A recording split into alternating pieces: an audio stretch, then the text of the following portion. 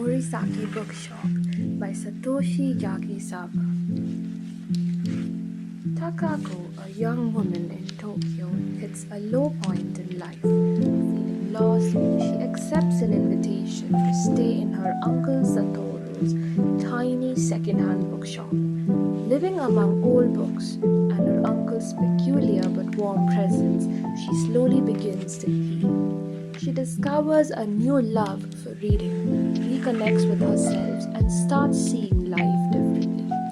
As time passes, Takako forms gentle friendships, rebuilds her confidence, and learns that healing often happens in the simplest moments.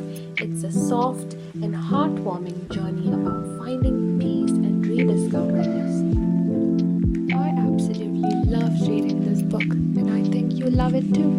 Thank you for watching.